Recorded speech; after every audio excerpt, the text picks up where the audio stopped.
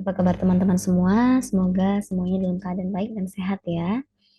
Ya, bertemu lagi dengan saya Mirda Haliana pada mata kuliah Bahasa Indonesia yang di pertemuan yang ke-10 hari ini. Ya, hari ini kita akan membahas dan belajar bersama mengenai topik tujuan, tesis, dan kerangka karangan. Mari langsung saja kita mulai. Pertama adalah topik. Topik merupakan pokok pembicaraan atau pokok permasalahan. Topik karangan adalah suatu hal yang digarap menjadi karangan. Jika seorang akan menulis, hendaknya terlebih dahulu memilih dan menetapkan topik karangannya. Ciri khas topik terletak pada permasalahannya yang bersifat umum dan belum terurai. Hal ini berbeda dengan judul. Pada umumnya, judul adalah rincian dan penjabaran dari topik. Ya, mungkin teman-teman sudah paham ya atau sudah familiar dengan topik, tema, judul ya. Topik dan tema ini bedanya apa? Jadi tema ini masalahnya lebih luas lagi dari topik.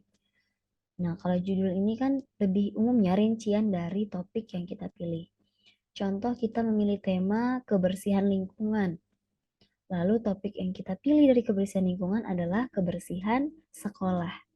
Gitu. Nanti judulnya bisa meningkatkan kesadaran siswa tentang pentingnya kebersihan sekolah, bisa seperti itu atau lain sebagainya. Yang kedua, fungsi dari topik adalah menentukan landasan yang dapat digunakan oleh seorang penulis untuk menyampaikan maksudnya. Banyak hal yang dapat digunakan sebagai sumber penentuan topik, misalnya pengalaman, keluarga, alam sekitar, masalah sosial, kebudayaan, dan sebagainya.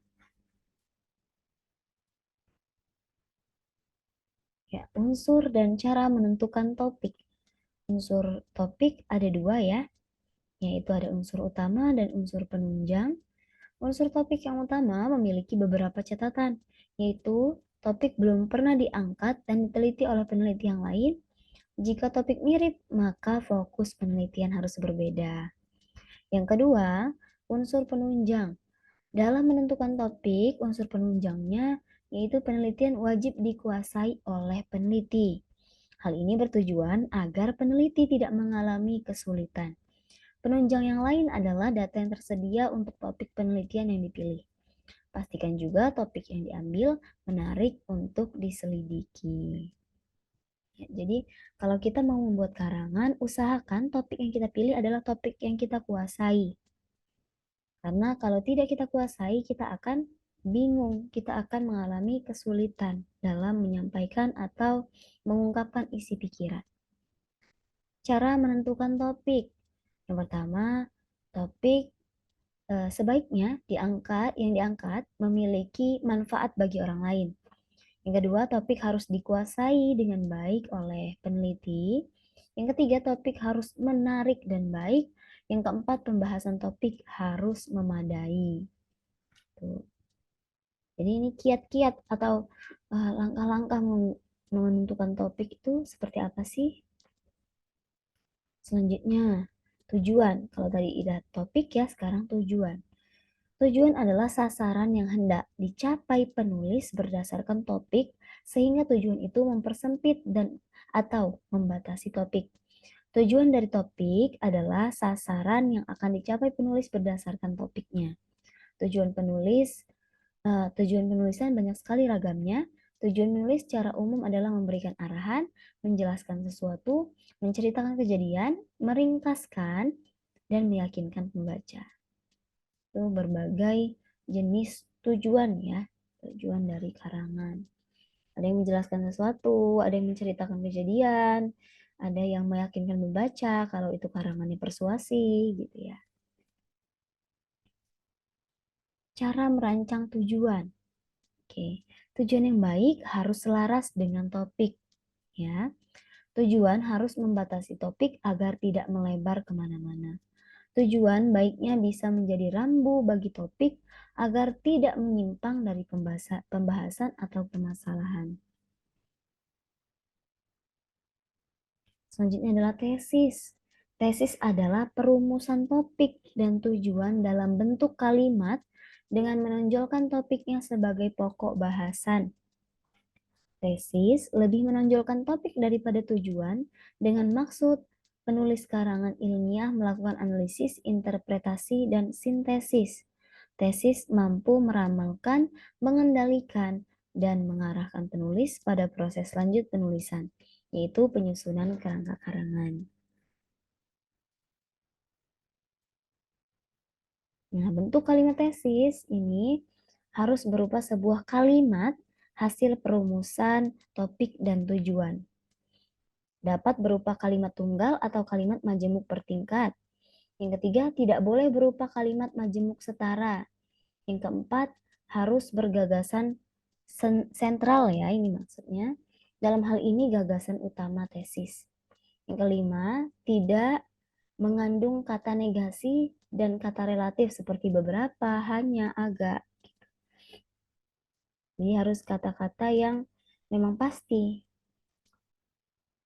Contoh tesis ya. Misalnya kita punya topik meningkatkan minat baca mahasiswa. Tujuannya menunjukkan beberapa cara dan strategi yang bisa dilakukan untuk meningkatkan minat baca pada mahasiswa. Tesisnya, minat baca mahasiswa dapat ditingkatkan dengan sejumlah cara dan strategi. Tuh, jadi yang ditonjolkan adalah topiknya dengan tambahan tujuan ya pastinya. Oke, kita sekarang masuk ke kerangka karangan.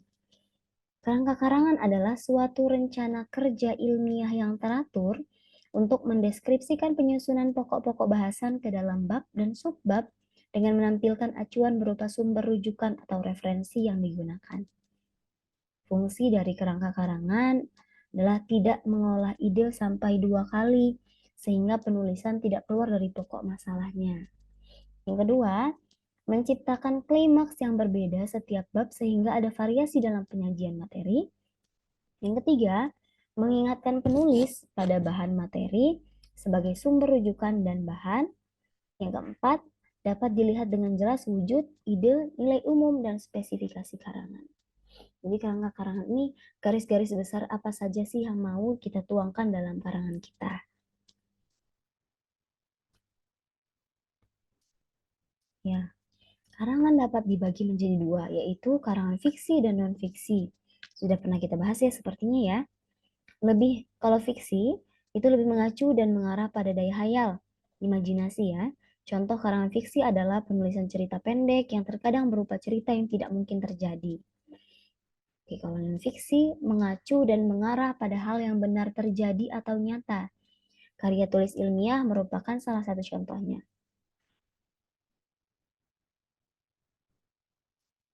Oke, tahapan dalam menyusun kerangka karangan. Yang pertama adalah mencatat gagasan. Yang kedua, mengatur urutan gagasan.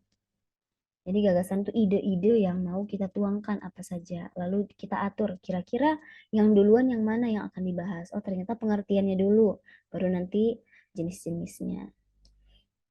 Yang ketiga, memeriksa kembali yang telah diatur dalam bab dan subbab ya, subbab. Membuat kerangka terperinci dan lengkap. Lalu kerangka karangan yang baik adalah kerangka karangan yang urut dan logis. Jadi kerangka karangan ini akan berhasil jika kita berhasil juga menyusunnya dengan urut dan logis. Seperti itu. Ya, itu tadi penyampaian materi mengenai kerangka karangan ya. Tentang tujuan, topik, tesis, dan kerangka karangan. Semoga materi kita hari ini dapat bermanfaat untuk teman-teman semua. Saya akhiri, mohon maaf apabila banyak kekurangan. Wassalamualaikum warahmatullahi wabarakatuh.